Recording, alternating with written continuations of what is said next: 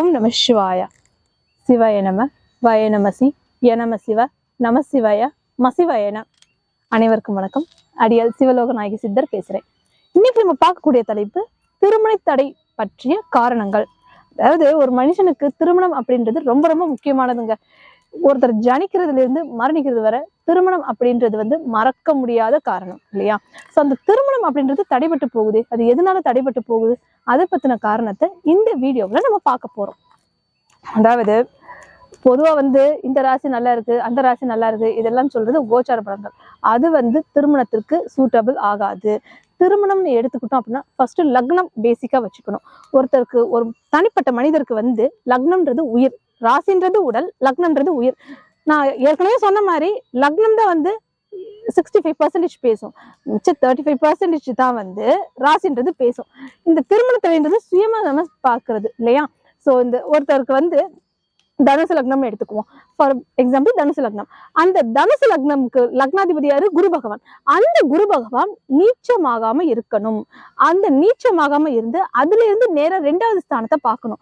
லக்னத்துல இருந்து 2வது ஸ்தானமாகிய குடும்பஸ்தானம் வலுப்பெற்று இருக்கணும். அந்த பாவ கிரகங்களாகிய கேது, ராகு, செவ்வாய், சனி இந்த மாதிரி கிரகங்கள் இருக்கக்கூடாது. அதே மாதிரி லக்னத்துல இருந்து 7வது இடமாகிய கலத்திரஸ்தானத்தை பார்க்க வேண்டும். அதாவது கலத்திரஸ்தானம் என்பது ஆண் ஜாதகமாக இருந்தால் பெண்ணையும், பெண் ஜாதகமாக இருந்தால் ஆணையும் குறிக்கக்கூடிய ஸ்தானம் கலத்திரஸ்தானம் சொல்றாங்க. அந்த கலத்திரஸ்தானம் சுத்தமா இருக்கணும். ஒருவேளை அந்த ஸ்தானத்துல ராகு, கேது, செவ்வாய், சனி இந்த மாதிரி ஏதாவது பாவ கிரகங்கள் இருந்துச்சு அப்படின்னா திருமணம் விரைவில் நடைபெறாது. அது போக 9வது ஸ்தானமாகிய பாக்கியஸ்தானமும் சுத்தமா இருக்கணும். அதே மாதிரி 12வது ஸ்தானமாகிய விரயஸ்தானத்திலையும் எந்த ஒரு பாவ கிரகங்களும் இருக்கக்கூடாது. இந்த மாதிரி இந்த 4 ஸ்தானங்கள் கரெக்டா இருந்தா மட்டும்தான் திருமணம் விரைவில் கைகூடும். அப்படி இல்லைன்னா ஏதாவது ஒரு காரணத்தால திருமணம் தடைபட்டே போகும் தவிர விரைவில் கைகூடாது. அது மட்டும் இல்லாமல் அப்படியே திருமணம் கைகூடி வந்தாலும் தவறாக மனம் முடியும் தவிர அது ரொம்ப நாள் நினைச்சு நிற்காது. ஸோ ஃபர்ஸ்ட் நம்ம லக்னத்தை எடுத்துக்கலாம். லக்னம் தனுசு லக்னம்னு சொன்னேன். அந்த லக்னாதிபதி நீச்சம் பெற்றிருக்க கூடாது. லக்னாதிபதி யாரு? தனுசு லக்னத்துக்கு அதிபதி குரு பகவான். அந்த குரு பகவான் தனுசுலேயே ஆட்சியா இருக்கலாம், இல்ல மீனத்தில் இருக்கலாம் ஆட்சியா. ஒருவேளை மகரத்தில் நீச்சமா இருந்தா சுப பலன்களை தர மாட்டார். இதே இது மற்ற கிரகங்கள் குரு பார்வை இருக்கணும். 9வது இடமாகிய பாக்கியஸ்தானத்துல இருக்கலாம், இல்லது 11வது ஸ்தானமாகிய லாபஸ்தானத்திலையும் இருக்கலாம். ஆனால் நீச்சம் பெறக்கூடாது. ராகு கேதுவின் பார்வை அதன் மேல் படக்கூடாது. அப்படி இருந்துச்சுன்னா திருமண தடை கண்டிப்பாக ஏற்படும். அதே மாதிரி லக்னத்திலிருந்து 2, 4, 7, 8, 12 இந்த ஸ்தானங்கள்ல செவ்வாய் பகவான் இருக்கக்கூடாது. அப்படி அந்த செவ்வாய் பகவான் இருந்தாலோ, அந்த செவ்வாய் பகவானுக்கு ராகு கேதுவின் பார்வை விழுந்தாலோ அது கலத்திர தோஷம்னு சொல்றாங்க. அந்த தோஷம் இருக்கிறதுனால திருமணம் தடைபட்டே போகும். அப்படி இல்லை விவாகரத்தில் போய் முடியும். இது அதே மாதிரி லக்னத்திலிருந்து 7வது இடமாகிய கலத்திரஸ்தானம்ன்றது ரொம்ப முக்கியமான ஸ்தானம். இந்த திருமணத்திற்கு கலத்திரஸ்தானம் தான் மெயின். அந்த ஸ்தானத்துல ராகு கேது இருந்தால் திருமணம்ன்றது கை கூடாது. லக்னத்துல ராகு இருந்தா கலத்திரத்துல கேது இருப்பாங்க. இதே லக்னத்துல கேது இருந்தா கலத்திரத்துல ராகு இருப்பாங்க. ராகுல இருந்து கரெக்டா எண்ணி பார்த்தா 7வது ஸ்தானத்துல கேதுவும், கேதுல இருந்து கரெக்டா 7வது ஸ்தானத்துல ராகுவும் இருப்பாங்க. ராகு கேது சேர்ந்து இருக்க மாட்டாங்க. இது மட்டும் ஒரு ஃபர்ஸ்ட் பேசிக்கா நம்ம எடுத்துக்கலாம். ஆனா அது போக கலத்திர ஸ்தானத்தை போக 8வது ஸ்தானமாகிய ஆயுள் ஸ்தானத்திலும் பாவ கிரகங்கள் இருக்கக்கூடாது. 12வது ஸ்தானமாகிய விரயஸ்தானத்திலும் இருக்கக்கூடாது. 12வது ஸ்தானம்ன்றது விரயஸ்தானம். ஒரு கட்டம் வரைக்கும் இருக்கும், அதுக்கப்புறமா அது பிரிஞ்சிருவாங்க. ஸோ எத்தனை பேருக்கு டிவோர்ஸ் ஆகுது? அதெல்லாம் 12வது ராசியா இருக்கிறது தாங்க. இந்த 12வது ஸ்தானமாகிய விரயஸ்தானத்தில் பாவ கிரகங்கள் இருந்தா அந்த திருமணம் நிலைச்சு நிற்காது. ஸோ இது எதனால இந்த மாதிரி ராகு கேது தான் முக்கிய காரணங்கள். சரியா? ஸோ இந்த ராகு கேது ஃபர்ஸ்ட் ரிலீஃப் பண்ணணும். அதே மாதிரி செவ்வாய் சனி சேர்க்கை இருக்கக்கூடாது. லக்னாதிபதி 6, 8, 12 மறையக்கூடாது. இந்த மாதிரி இல்லாம கரெக்டா லக்னத்தில இருந்து 1, 5, 9 சொல்லக்கூடிய திரிகேந்திர ஸ்தானம், அந்த திரிகேந்திர ஸ்தானத்துல சுப கிரகங்கள் இருக்கணும். அப்படி இருந்தால் திருமணம் கைகூடும். அப்படி இல்லாத பட்சத்துல இந்த செவ்வாய், சனி, ராகு, கேது இந்த மாதிரி கிரகங்கள், அசுப கிரகங்களோட பார்வை நீங்கிறதுக்காக தோஷம், இது தோஷம்னு சொல்லுவாங்க. ராகு கேதுன்னு இருந்துச்சுன்னா காலசர்ப்ப தோஷம்னு சொல்லுவாங்க. செவ்வாய் பகவான பாதிப்பு இருந்தா கலத்திர தோஷம்னு சொல்லுவாங்க. சனீஸ்வர பகவான் இருந்தா அது ஆயுள் தோஷம்னு சொல்லுவாங்க. ஸோ இந்த மாதிரி ஏகப்பட்ட தோஷங்கள் இருக்குங்க. இந்த தோஷங்களை வந்து முறையா ரிலீஃப் பண்ணணும். இது முறையா அது ரிலீஃப் பண்ணா மட்டும்தான் திருமணம் கை கொடுக்கும். இல்லைன்னா எக்காரணத்துக்கு ஒண்ணு திருமணம் நிலைச்சு நிற்காது. திருமணம் கைகூடி வந்தாலும் தள்ளி போகும், இல்லைன்னா விவாகரத்தில் கொண்டு போய் முடிச்சிடும். ஸோ அதனால வந்து திருமணத்துக்கு முன்னாலேயே இந்த தோஷத்தை நிவர்த்தி பண்ணாதான் திருமணம் முறையாகவும் சரியாகவும் நடக்கும்ன்றதை நான் சொல்லிக்கிறேன். சோ இந்த தோஷத்தை எப்படி நிவர்த்தி பண்ணலாம், இந்த ராகு கேதுவை வந்து எப்படி நம்ம ரிலீஃப் பண்ணலாம். ராகு கேதுவுக்கு வந்து உருவம் கிடையாது, நிழல்கிரகங்கள்னு ஏற்கனவே சொல்லியிருந்தேன். சோ அந்த மாதிரி அந்த நிழலை வந்து எடுக்கணும். நிழல் விலகினாத்தானே, அந்த இருள் விலகினாத்தானே ஒளின்றது நமக்கு கிடைக்கும். சோ அந்த நிழல் விலக வைக்கணும். அதே மாதிரி செவ்வாய் சனி பார்வை வந்து குரூர பார்வை கருணை பார்வையை மாத்தணும். கிரகங்களுக்கு 2 வகையான பார்வை இருக்குது, குரூர பார்வை கருணை பார்வைன்னு. குரூரமா பாக்குறதுனாலதான் வந்து நமக்கு இந்த மாதிரி தோஷங்கள் சாபங்கள் இந்த மாதிரிலாம் ஏற்படுது. இது வந்து முன்னோர்களை பேஸ் பண்ணி வைக்கிறது, பஞ்சமகா பாதங்கள்னு சொல்லுவாங்க, அதை பேஸ் பண்ணி வர்றது. சோ இந்த குரூர பார்வையில இருந்து கருணை பார்வையை மாத்தணும். அதுக்கு ஒரு சில பரிகாரங்கள் செஞ்சுதான் ஆகணும். தோஷம்னு ஒண்ணு இருந்தா யோகம்னு ஒண்ணு இருக்கத்தான் செய்யும். அது நம்ம தான் முறையா செய்யணும். அந்த தோஷத்தை எப்படி நிவர்த்தி பண்றது, அந்த தோஷத்துக்கான பரிகாரங்கள் என்ன, ராகு கேதுக்கான பரிகாரங்கள் என்ன, செவ்வாய்க்குரிய பரிகாரங்கள் என்ன, சனீஸ்வரனுக்குரிய பரிகாரங்கள் என்ன, இதுக்கான எல்லா பரிகாரத்தையும் சிவகுருநாத சித்த சுவாமிகள் விளக்கம் அளிப்பார். இப்பொழுது திருமண தடை பற்றிய காரணத்தை நான் கூறினேன். ஆனால் இப்ப சிவகுருநாத நமசிவாய சுவாமிகள் வந்து இந்த தோஷத்துக்கான விளக்கத்தை அளிப்பார். இந்த தோஷம் எப்படி பரிகாரம் செய்வது அப்படின்றது விளக்கத்தை குருநாதர் அளிப்பார். குருநாதரை இப்போது சந்திக்கலாம். வணக்கம் குருஜி. ஓம் நமச்சிவாய. குருஜி, திருமண தடை பற்றிய காரணங்கள் அப்படின்ற இந்த வீடியோல வந்து நிறைய பேர் ஏகப்பட்ட டவுட்ஸ் கேட்டுட்டு இருக்காங்க. அதுக்கான காரணத்தை நான் சொல்லிட்டேன். ஆனா அந்த தோஷத்தை வந்து எப்படி நிவர்த்தி பண்றது, அந்த திருமணத்தை எப்படி கை கூட வைக்கிறது அப்படின்றதுக்கு விளக்கத்தை நீங்க சொல்லுங்க குருஜி. ஓம் நமச்சிவாய. வணக்கம் நமச்சிவாயம். என்னாருடைய சிவனையை போற்றி, எந்நாட்டவருக்கும் இறைவா போற்றி. சடையாய் எனுமால் சரணி எனுமால் விடையாய் எனுமால் வருவா வலுமால் மதையார் குவளை மலரும் மருகள் உடையாய் இதகமோ உள்மொழிவே என்னும் தேவார பதிகத்தினுடைய அருக்கடாச்ச சக்தி திருமணத்திற்கான தேவார பதிகத்தினுடைய அடியை தொடங்கி ஆன்மீக பக்தர்களுக்கும் ஆன்மீக அன்பர்களுக்காகவும் தோஷ பரிகார நிவர்த்தியினுடைய விளக்கத்தை எளிமையாக சொல்ல கடமைப்பட்டிருக்கிறேன்.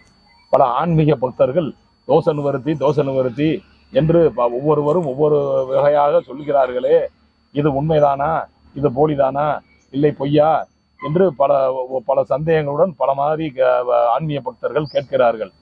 கண்டிப்பாக நன்மை என்று இருந்தால் ஒரு தீமை ஒன்று உடனே நம்மை வந்து கொண்டே இருக்கும். தீமை வரும்போது தீமையே வந்து கொண்டிருக்கிறாது. அதற்கு உண்டான நன்மையையும் நமக்கு கிடைக்கும் ஆற்றலை நாம் தெய்வத்தினுடைய அனுகிரகத்தாலும் நம்மளுடைய ஒழுக்கமான நடவடிக்கையாலும் அதை நம்மால் பெற முடியும். தோஷம் என்பது பல பேர் கேட்டுக்கொண்டிருக்கிறார். தோஷம் என்றால் என்னவென்று எங்களுக்கு ஒரு சாதாரண மக்களுக்கு புரியும் அளவுக்கு சொல்ல வேண்டும் என்று பல ஆயிரக்கணக்கான ஆன்மீக பக்தர்கள் பல பல ஆன்மீகவாதிகளும் கேட்டுக்கொண்டிருக்கிறார்கள். சுருக்கமாக சொல்ல போனால் இப்பொழுது நாம் ஒரு விளக்கை ஏற்றி வைத்திருக்கிறோம். அந்த விளக்கிற்கு முன்னால் நாம் ஒரு திரையை போட்டுவிட்டால் அந்த பக்கம் உள்ள விளக்கினுடைய வெளிச்சம் நமக்கு தெரியாது. அதே போல் அந்த திரையை விளக்கினால்தான் நாம் எதிரே நின்று விளக்கை பார்க்கும் பொழுது அந்த விளக்கினுடைய வெளிச்சம் தெரியும். ஆகவே அந்த திரை என்னும் ஒரு தோஷத்தை நிவர்த்தி பண்ணும் போது நாம் ஒரு எரியக்கூடிய தெய்வத்தின் ஆற்றலை விளக்கினுடைய சக்தியை, அந்த ஒளியினுடைய சக்தியை நாம் காண முடிகிறது. அதுபோல் இப்பொழுது மழை வருகிறது. நாம் நம் உடம்பு நினையாமல் வீடு போய் சேர வேண்டும். அதற்கு என்ன செய்வது? ஒரு குடையை பிடிக்கிறோம். குடையை பிடித்து கொண்டு நாம் நினையாமல் வீடு போய் நல்லபடியான முறையில சேர்ந்து விடுகிறோம். அதே போல் குடையை பிடித்தால் நாம் மலையில இணையாமல் செல்வது போல் இந்த தோஷத்தை நிவர்த்தி செய்தால் நம் வாழ்க்கையில் எந்த ஒரு மனக்கசப்பும் இல்லாமல் நம்முடைய வாழ்க்கை நல்லபடியான முறையிலே ஒரு ஆன்மீகமான முறையிலே ஒரு வலிமையான முறையிலே செல்லும் என்பது தத்துவம். அதே போல் ஒரு எலக்ட்ரிக் வேலை செய்பவர் ஒரு எலக்ட்ரிக் வேலை செய்து கொண்டிருக்கிறார். கரண்டிலே வேலை செய்யும் பொழுது அவர் கையிலே கையுறை அணிந்து கொள்கிறார். கையுறை அணிந்து கொள்ளும் பொழுது அது எலக்ட்ரிக் ஷாக் அடித்தாலும் நமக்கு அதை வேலை செய்வதற்கு அந்த பாதிப்பு ஏற்படுவதில்லை. அதுபோன்று நாம் எப்படி எலக்ட்ரிக் வேலை செய்பவர் அந்த கரண்டினுடைய ஆபத்திலிருந்து தப்பிப்பதற்கு கையுறை அணிந்து வேலை செய்கிறாரோ, அதுபோல் நாம் செய்யக்கூடிய தோஷ பரிகார நிவர்த்தி என்பது நமக்கு வரும் அந்த ஆபத்தை அந்த பிரச்சனைகளிலிருந்து நம்மை காத்து நம்மளை வழிமாற்றத்தை செய்து ஒரு அருக்கடாச்ச வழியிலே நம்மளை கொண்டு செலுத்தும். ஆகவே தோஷ நிவர்த்தி என்பது மக்கள் அனைவருக்கும் எளிமையானவருக்கும் புரியும்படி சிறிய விளக்கங்களை நான் சொல்லி இருக்கிறேன்.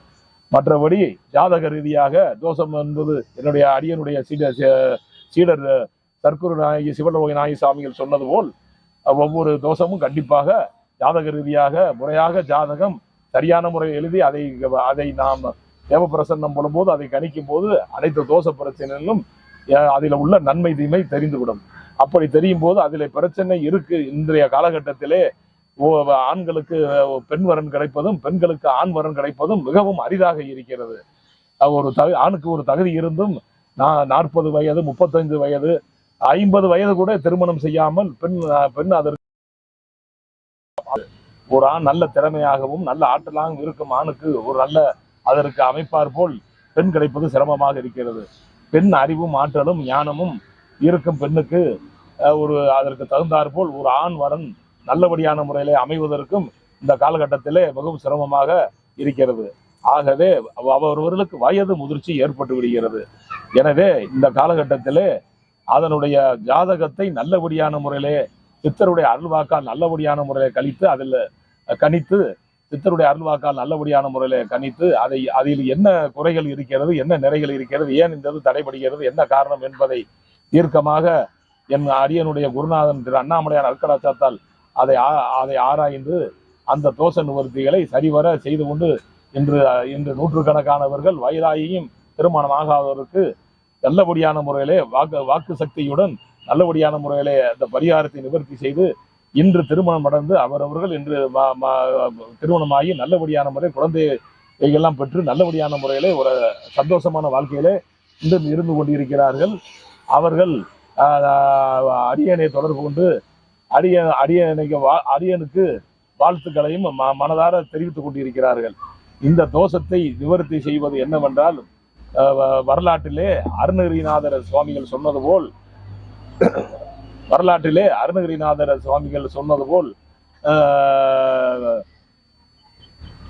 ஓடிக்கிட்டு இருக்கா இல்ல நீங்க கட் பண்ணுங்க, திருப்பி அதுல ஜாயின் பண்ணுங்க. நீங்க எங்கிட்ட வந்தோன்னு நான் ஸ்டக் ஆயிட்டேன். நீங்க நின்னாதே நீங்க சார் வந்தீங்க ஸ்டக் ஆனதெல்லாம் எடிட் பண்ணிருக்கேன். அதான் ஒரு பார்த்து இந்த கலியுக காலத்திலே நம்மளுடைய முன்னாள் கலியுக காலத்திலே வாழ்ந்த மகான் அருணகிரிநாத சுவாமிகள் சொன்னது போல் என் செயலாவது யாதொன்றும் இல்லை தெய்வமே இனி உன் செயலே இனி உணரப்பெற்றேன். இந்த ஊனெடுத்த பின் செய்த தீவினை யாதொன்றும் இல்லை, பிறப்பதற்கு முன் செய்த தீவினையோ இங்கனே வந்து மூண்டதுவே என்பது போல் இப்பொழுது யாரும் செய்த பாவமும் நன்மை தீமைக்கு ஏற்ப நமக்கு பலன்களோ நன்மை தீமையோ கண்டிப்பாக அமைவதில்லை. நாம் செய்த முற்புறவினுடைய நமது முன்னோர்களுடைய நன்மை தீமைகளுக்கு ஏற்படுத்துறவாறு அந்தந்த பரம்பரையுடைய வம்சங்களிலே திருமண தடை, குழந்தை பாக்கியம் இல்லாமை, அதாவது நோய்வாய்ப்படுதல், ஆயுள் பலன் குறைவு, இந்த மாதிரி பல கஷ்டங்கள் நமக்கு ஏற்படுகிறது. அதை அவரவர்களுக்கு ஜாதகத்தின் மூலம் நல்லபடியான முறையிலே தெய்வத்தினுடைய திரு அண்ணாமலையானுடைய அரியனுடைய குருநாதர் போகர் சித்தருடைய இடைக்காடல் சித்தர் ஸ்ரீ பாம்பாட்டி சித்தருடைய அருக்கடகத்தால் தேவப்பிரசன்னம் மூலம் அறிந்து சரியான முறையிலே அதற்கு உண்டான பரிகார பலனை அடியேன் இதுவரை 20 வருடங்களாக இந்த பெரும் சிவத்தொண்டை நல்லபடியான முறையிலே என் குருநாதர் வாக்கின்படி அடியேன் செய்து கொண்டு இன்று நூற்றுக்கணக்கானவர்கள் வயதாயும் இருந்தவர்கள் இன்று திருமணமாகி நல்லபடியான முறையில் குடும்பம் அமைந்து நல்லபடியான வாழ்க்கை வாழ்ந்து இன்று சந்தோஷமாக இருக்கிறார்கள். ஆகவே ஜாதகத்தில் உள்ள தோஷம் என்பது கண்டிப்பாக அதில் வாழ்க்கையின் தத்துவத்திற்கு உகந்ததே. அதை நல்லபடியான முறையிலே தெரிந்து கொண்டு அதன் உண்டான பிரச்சனைகளை தீர்த்து நமக்கு பிரச்சனைகளை தீர்க்கும் பொழுது அதை நிவர்த்தி செய்யும் பொழுது நமக்கு ஒரு நல்லபடியான முறை பாதை கிடைக்கிறது. நமக்கு உண்டான பெண் எங்கே இருக்கிறான் என்பதும் நமக்கு தெரிய வருகிறது. பெண்ணுக்கு உண்டான ஆண் வரனும் எங்கே இருக்கிறான் என்பது பஞ்சபூத அந்த ஆற்றல் சக்தியால் நாம் தோஷத்தை நிவாரணத்தை செய்யும் பரிகாரத்தின் யார் மூலியமாவது எவர் மூலியமாவது நமக்கு அருகில் இருக்கும் வீட்டில் இருப்பவர்கள் மூலியமாவது நமது பெண்ணுக்கு மாப்பிள்ளையும் மாப்பிள்ளைக்கு பெண்ணும் கண்டிப்பாக நல்லபடியான முறையிலே அமையும் காலகட்டம் இந்த பரிகார நிவர்த்தியின் மூலமாக ஒரு சக்தி ஏற்படுகிறது. ஆகவே இந்த வயதாகியும் திருமணம் நடக்காதவர்கள், ஆணுக்கு பெண் கிடைக்காதவர்கள், பெண்ணுக்கு ஆண் கிடைக்காதவர்கள், பல இந்த மாதிரியான ஒரு சூழ்நிலை உள்ளவர்கள் அடியனை தொடர்பு கொண்டு கீழே உள்ள நம்பருக்கு அடியனை தொடர்பு கொண்டு மற்ற ஜாதகத்தை அனுப்பி வைத்து அதை தெரிந்து கொண்டு அதனுடைய பரிகார பலன்களை நல்லபடியாக செய்து நல்லபடியான முறையில் திருமண வாழ்க்கையில் நல்லபடியான முறையிலும் மற்றபடி அதாவது வேலை வாய்ப்பு படிப்பு ஞானம் அனைத்திற்கும் உண்டான தீர்வை பெறலாம் என்பது அடியனுடைய குருநாதர் அண்ணாமலையான் சரி அருணாச்சலத்தின் அருள்வாக்கு. என் குருநாதன் சரி போகர் சித்தர் சரி இறைக்காட சித்தர் சரி பாம்பாட்டி சித்தர் அருக்கடாச்சத்தால் மக்கள் அனைவருக்கும் நல்லபடியான முறையிலே ஆன்மீக தொண்டு செய்வதே இந்த சிவகுருநாத சித்தருடைய கடையாய கடமையும் அன்னதான தொண்டு செய்வதையே 25 வருடங்களாக லட்சியமாகவும் நான் அடியேன் கொண்டிருக்கிறேன்.